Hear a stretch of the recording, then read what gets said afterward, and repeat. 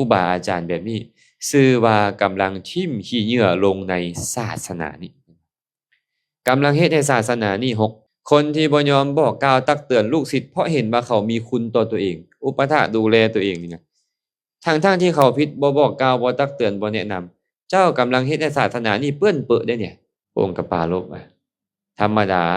บุคคลนี่นะควรเป็นผู้เชื่อถ้อยฟังคำควรเห็นผู้ที่มีปกติบอกกล่าวแนะนำเฮาสั่งสอนเฮาตักเตือนเฮานี่เหมือนกับผู้ซี่คุมทรัพย์ให้และให้เสพให้ครบเขาแบบนั้นแหละกตัดพุทธพจน์เอาไว้นิทีนังวะปวัตตาลังยังปัสเสวัสสทัสสินังนิไคหะวาทิงเมธาวิงตาที่สังปันดิตังพระเชตาที่สังพระชมานัสสะเสโยโหตินาปาปิโยบุคคลควรเบิ่งผู้ที่มีปกติเบิ่งเห็นโทษเฮาแล้วคมเฮาไอ้คำว่าคมคือบ่ตามใจเฮาแม่นบ่ล่ะอันนี้เป็นโทษต้องซี่โทษอันนี้เป็นคุณต้องแยงคุณควรเห็นคนผู้ที่เห็นโทษบอกกล่าวตักเตือนคมเฮานี่แหละว่าเป็นเหมือนผู้บอกขุมทรัพย์ให้เฮาควรคบควรเสพบุคคลผู้เป็นบัณฑิตนั้นเพราะคบเสพกับเขาเจริญโดยส่วนเดียวบ่มีความเสื่อมเลยคันพวกเฮาไปคบคนที่ตามใจเฮาพัฒนาบ่ได้เด้อไม่ออกแล้วเด้อตามอกตามใจเฮาอยากเฮ็ดหยังก็เฮ็ดเฮาอยากเว้าหยังก็เว้าบ่กล่าวบ่ท้วงบ่ติงบ่แนะบ่นำเลยเจริญบ่ได้แม่ต้อยเพราะเฮาจะบ่ได้เห็นโทษตัวเองและก็บ่สามารถปรับปรุงแก้ไขเปลี่ยนแปลงได้พระพุทธเจ้าเลยบอกว่า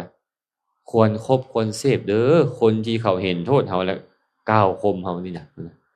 เขากล้าซี่แนะกล้าบอกกล่าวกล้าตักเตือนแนะนำเฮาให้เฮาเห็นโทษของเฮานี่นะควรคบเขาคนที่โทษมี2ประเภทแม่นบ่ล่ะ1อันนี้นี่ซอกหาแต่โทษบางคนเนี่ยอันนี้เอิ้นว่าตักเตือนผู้ที่1แต่ผู้ที่2นี่น่ะบ่แม่นอยากให้แต่เขามีโทษคือเห็นโทษเขาแล้วอยากให้เขาปรับปรุงแก้ไขเปลี่ยนแปลงเนาะที่พระพุทธเจ้าบอกว่าควรเห็นเขาว่าเหมือนซี่คุมทรัพย์ให้หมายถึงผู้ที่2นี่ไอ้ผู้ลางคนนี่ก็โอ๊ยซอกเอาแต่โทษเฮาอันผู้ลางคนหั่นน่ะแม่นบ่ได้อยากให้เฮาปรับปรุงแก้ไขดอกอยากจับผิดเฮาคนแบบนี้บ่ควรคบคนแบบนี้ซอกจับแต่ผิดนี่นะแต่ผู้ใดก็ตามเห็นโทษเฮาแล้วอยากให้เฮาปรับปรุงแก้ไขเปลี่ยนแปลงแล้วบอกแนะนำชี้แจงเฮาคนนี้ชื่อว่ากำลังซี่คุมทรัพย์ให้เหมือนกับคนยากจนเนาะคนยากจนอนาถาข้าวแลงแกงฮ้อนก็บ่มีฟืดเครื่องมีคนผู้หนึ่งจับไม้แส้เข้าไปหาไม้แส้เคาะหลังบัดนึงเอาแม่เงินนี่น่ะเอาไปเงินนี่น่ะเอาแม่คุมทรัพย์อยู่หั่นน่ะเป็นตาโกดเครื่องเขาบ่พยาบาลบ้านให้เขาบ่เป็น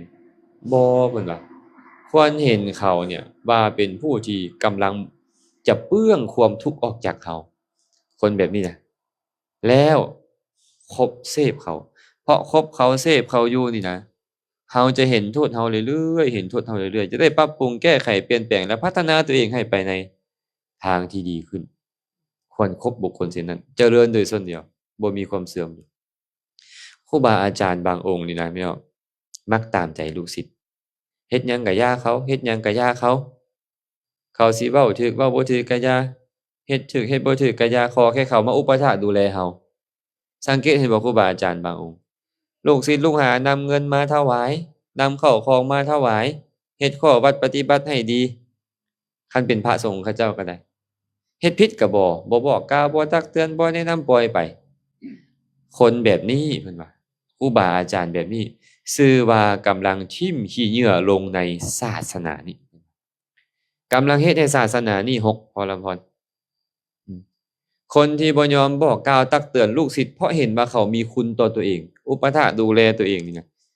ทั้งที่เขาผิดบ่บอกกล่าวบ่ตักเตือนบ่แนะนำเจ้ากำลังเฮ็ดให้ศาสนานี้เปื้อนเปื้อได้เนี่ยเฮ็ดให้คนมาบวชในศาสนานี้เปื้อนเปื้อเฮ็ดความเปื้อนเปื้อให้เกิดขึ้นในศาสนา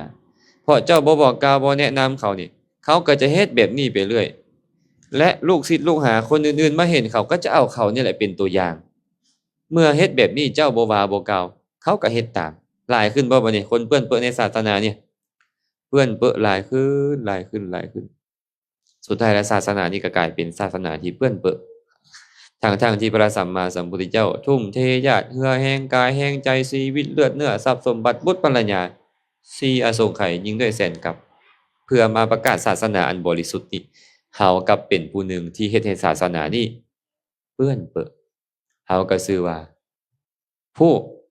ทิ่มขี้เหงื่อลงในศาสนาเฮ็ดจั่งใดดีล่ะพวกเฮาแม่นล่ะต้องบอกกล่าวเนาะควรบ่อันนี้บ่ควรบ่เหมาะสมบ่แต่เฮาก็เบิ่งกาลเทศะ